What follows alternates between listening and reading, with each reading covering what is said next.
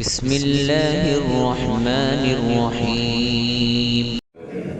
الحمد لله رب العالمين والصلاة والسلام على رسوله الكريم. أما بعد، قال الله تعالى في القرآن المجيد: أعوذ بالله من الشيطان الرجيم.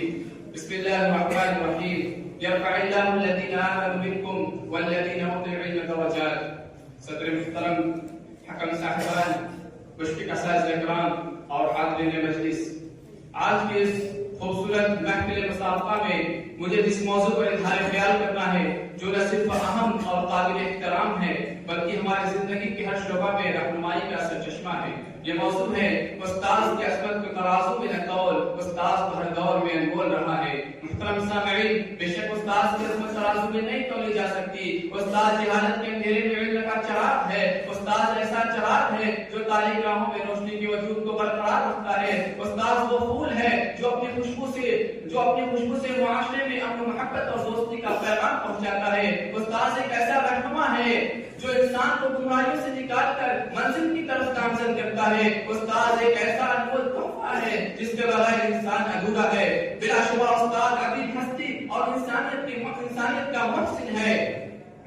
استاد کی بڑی شان اور عظمت ہے۔ دنیا نے چاہے استاد کی حقیقی قدر و منزلت کا احساس کیا ہو یا نہ کیا ہو، لیکن اسلام نے بہت پہلے اس کی عظمت کو اجاگر کر دیا ہے اور اس کے بلند و بالا مقام سے انسانوں کو آشنا کیا ہے۔ قرآن مجید میں اللہ رب العالمین نے اہل ایمان اور اہل علم کے لیے بلندی کا وعدہ کیا ہے۔ فرمایا: یرفع اللہ الذین آمنوا منکم والذین اوتوا العلم درجات، کہ تم میں سے جو لوگ ایمان لائے اور جن کو علم عطا کیا گیا ہے، اللہ ان کے درجات کو بلند کرے گا۔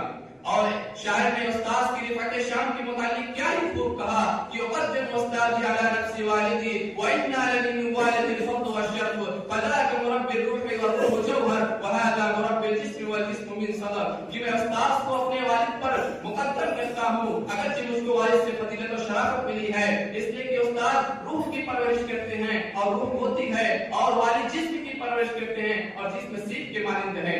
استاذ کی عظمت کا اندازہ اس حدیث سے بھی لگایا جا سکتا ہے۔ آپ صلی اللہ علیہ وسلم نے فرمایا: من سلک طریقا یلتمس فیہ علما سہل اللہ لہ طریقا الی الجنہ، کہ جو شخص علم دین حاصل کرنے کے لیے نکلتا ہے اللہ اس کے لیے جنت کے راستے آسان کر دیتا ہے۔ یہ علم حاصل کرنے والے کی فضیلت ہے، تو ذرا سوچیں کہ جو علم سکھانے والے کی کتنی عظمت و فضیلت ہوگی۔ اس طرح ایک اور مقام پر آپ نے فرمایا کہ جو لوگوں کو بھلائی سکھاتے ہیں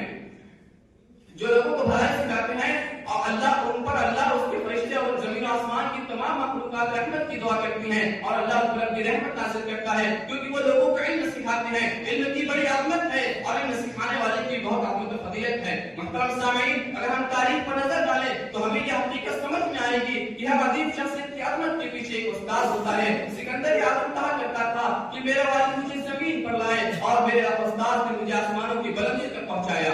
امام غزالی، ابن خلدون اور مولانا رومی جیسے عظیم فلسفی اور مسلمین کے پیچھے ان کے اساتذہ کی رہنمائی ہی تھی۔ غرض یہ کہ ہر شخص کی کامیابی میں استاد کا بڑا اہم کردار ہوتا ہے۔ سامعین اکرام، اسلام نے استاد کو روحانی باپ کا درجہ دیا ہے، کیونکہ دنیا میں والدین کے بعد بچے کی تربیت کی ذمہ داری استاد پر عائد ہوتی ہے، کیونکہ وہ استاد ہی ہیں جو دنیا میں جینا سکھاتے ہیں، کتابوں کا علم سکھاتے ہیں۔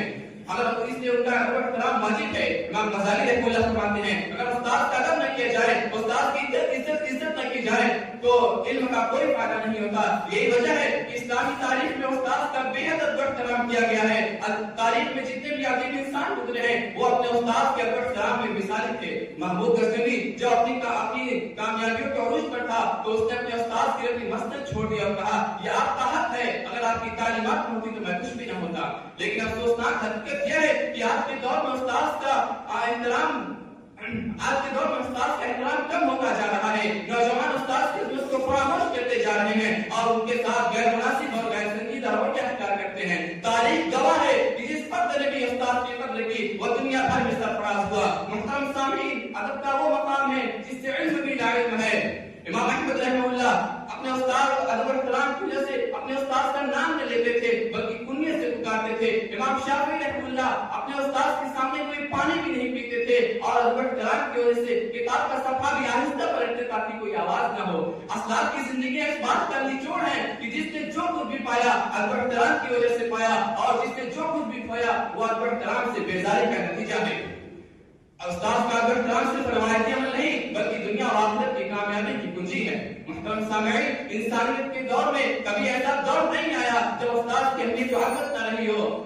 ایک زمانہ تھا کہ طالب علم باادب اور مہذب ہوتے تھے، استاد کا مذاق اڑانا تو دور کی بات، استاد کے سامنے نظر تک نہ اٹھاتے تھے۔ لیکن افسوس آج معاملہ بالکل اس کے برعکس ہے اور اسی وجہ سے علم کا وقار وجود ہوتا جا رہا ہے۔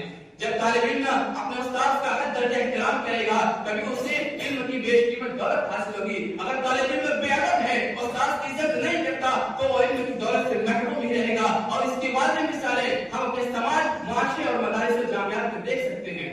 آخر میں اپنے عزیز ساتھیوں سے یہ کہنا چاہوں گا کہ استاد کی شان اور عظمت بہت بڑی ہے۔ استاد ہر دور میں انمول تھے، انمول ہیں اور انمول رہیں گے۔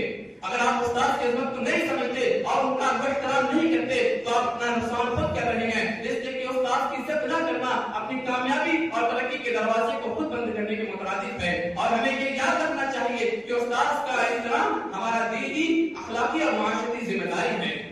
لہذا ہمیں استاد کا احترام کرنا چاہیے تاکہ ہم دنیا و آخرت میں کامیاب ہو سکے۔ دعا ہے کہ اللہ تعالی ہم سب کو استاد کے احترام اور خدمت کرنے کی توفیق عطا فرمائے، آمین۔